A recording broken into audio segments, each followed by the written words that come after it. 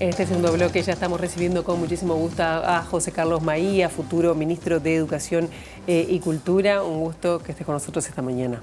Bueno, gracias por la invitación, encantado de estar acá. Por favor, bueno, si vamos directo al punto, ¿cuáles van a ser las primeras medidas? A ver bueno, no me apure que vaya cansado el repecho. Bueno, pero ¿qué es lo que se está pensando? Como decir, bueno, porque hay algunas medidas que, bueno, el bono crianza, ampliación del horario en algunos, sobre todo en inicial, ¿no? Es decir, ¿cuáles van a ser las prioridades ahí, 2 de marzo? Bueno, a ver, cuanto al 2 de marzo, primero son las que anunció Yamandú en Colonia, cuando hizo una breve síntesis, y son las que tú hiciste referencia. Yo prefiero enfocarlo desde el lado de cuáles son los puntos eje que vas.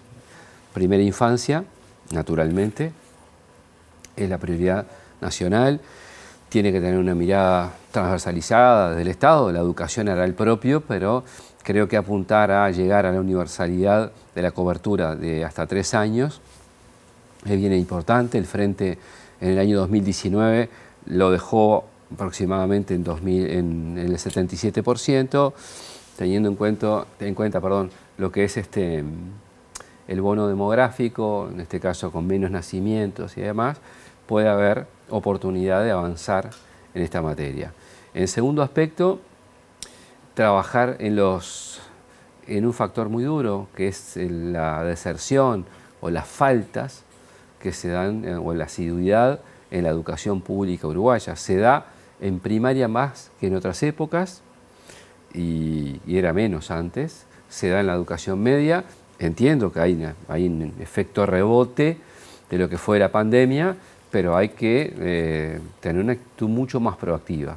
Para ello pueden haber distintos instrumentos, desde, por decir un ejemplo, maestros comunitarios, como hoy en una época, u otras figuras, o también, digamos, apoyos en un momento en que vivimos una sociedad mucho más violenta, que las aulas no son ajenas a esa, los centros de estudio, estamos acostumbrados a que en algunos lugares se le digan cuerpo a tierra a las niñas y a los niños. Bueno, apoyos multidisciplinares que ya existen, no venimos a inventar la rueda, bueno, que efectivamente funcione. Y bueno, eso es un punto fundamental. Es un norte, nos gustaría lograr acuerdo, y estamos dispuestos a hacerlo, sobre una universidad de la educación. Uruguay se merece tener una nueva institucionalidad. Ojalá tengamos condiciones en la materia para llevarlo adelante. Y claro, estos asuntos requieren una fuerte apuesta en lo presupuestal. Eso iba a decir, porque el presupuesto del 6+1 está como horizonte puesto por el Frente Amplio. Exacto. ¿Cómo se va a trabajar hacia eso? Bueno, lo primero que hay que tener claro es cuál es el estado de situación. Es decir, cuál es la hondura del déficit fiscal real, cuáles son los niveles de compromiso que nos deja esta administración, desde compromisos de compras, solicitaciones, lo que fuera, hasta compromisos con funcionarios. He tenido referencias, que espero que no sean así, en algunas áreas del Estado, una especie de aprovechar que se termina y medio rápido, y que entre alguna gente en condiciones no adecuadas. Espero que eso no se concrete. Ojalá que no sería buena cosa. Es decir, saber el estado de situación te va a permitir cómo vos te acercás a la meta propuesta. ¿Desde dónde? ¿De qué manera? Lo que nunca vas a perder son las prioridades. Claro. ¿Y cómo, recién hablabas de lo que tiene que ver con la necesidad de un acuerdo para una universidad de la educación, ¿no? Pero se necesitan grandes acuerdos de la educación, en eso parece que lo están diciendo todos los sectores partidarios, políticos, pero también para, bueno, a ver qué pasa con la currícula, con una reforma de la educación, si se mantiene la transformación educativa. ¿Cómo ves esa convocatoria y quién la va a liderar, el Ministerio de Educación y Cultura o la ANEP? Bueno, en cuanto a lo curricular, Naturalmente tiene que ser la ANEP. ¿Por qué? Porque tiene la potestad jurídica para hacerlo, los máximos niveles de autonomía corresponden a la ANEP y en esos términos hay que llevarlo adelante. Entiendo que tenemos dentro de todo una oportunidad. ¿Por qué? Porque bueno, cuando asuma Yamandu Orsi, el 1 de marzo, el 5, empiezan las clases. Y bueno, vas a saber el panorama, pero en realidad va a estar todas las horas elegidas, los estudiantes en las aulas, en la escuela, en el liceo, en la UTU, formación docente, en todos lados, con los planes vigentes de hoy. Por lo cual, el primer año va a ser con el presupuesto heredado de esta administración. Vamos a ver cuáles son los niveles de endeudamiento de la propia ANEP respecto a su propio presupuesto también, eso no lo sabemos, y vamos a ejecutar lo que está en marcha. Eso es una oportunidad para revisar, analizar, sin preconceptos. Si tú me decís, bueno, la transformación educativa, ¿qué porcentaje hay que cambiar, qué mantener? Prefiero hoy no adelantar, pero no por no decirlo, porque si yo creo que, por ejemplo, uno de los problemas que hubo fue que no se involucró a los actores educativos, decir hoy acá, mira, vas a eliminar totalmente, por ejemplo, el tema de las competencias y te vas a tirar de cabeza a la concepción anterior. ¿Por qué? Por ejemplo, en el gobierno del Frente Amplio había ya áreas de la educación que se enseñaba por competencias. Pero en esto no hay que caer en dogmas ni venir inventando la rueda. Llegué yo, inventé el mundo y todo lo que había antes no sirve para nada. Claro. No es el camino. ¿Se sabe que hay algún nombre para la ANEP? ¿Cómo? ¿Hay algún nombre ya para la ANEP? No. Yo te imaginarás que tengo en mi cabeza, pero no están. ¿Lo propone? Bueno, yo lo voy a conversar con el presidente. Está bien.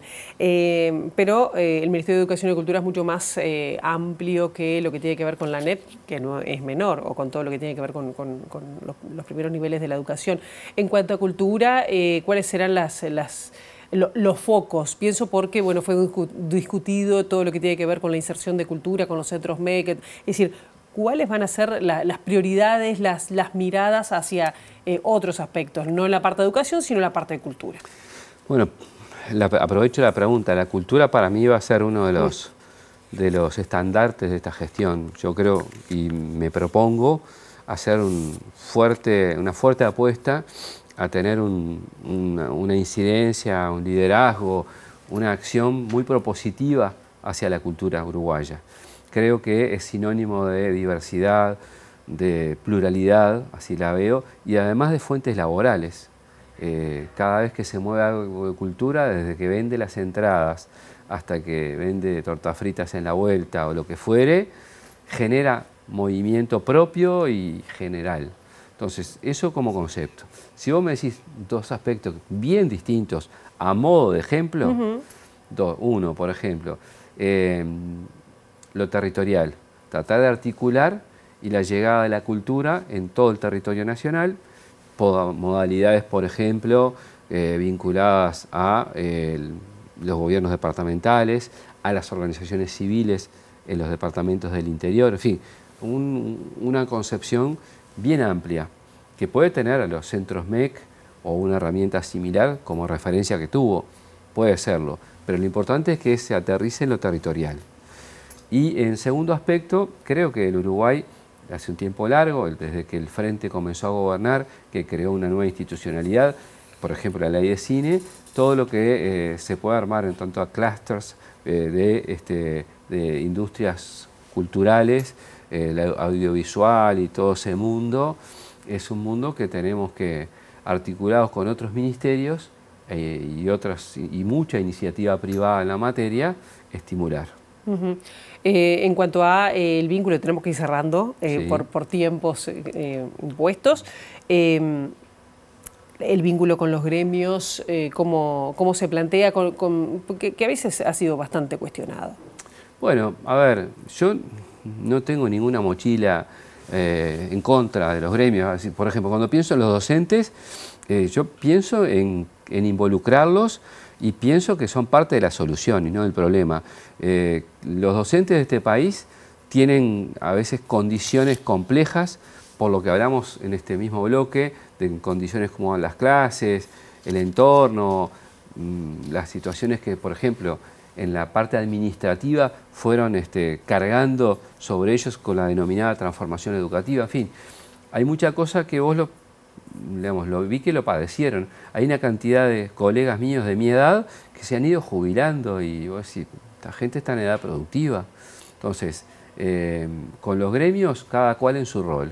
Voy a respetar la independencia que tiene que tener de defensa de los trabajadores, su capacidad de iniciativa y propuesta, que es lo que corresponde, y el gobierno tiene que gobernar, dialogar fluidamente y gobernar y hacerse cargo del gobierno, que es lo que corresponde y que es lo que la ciudadanía te otorgó. ¿Vuelven los consejos de concentración? Bueno, sí, esa es la idea, esa es la propuesta.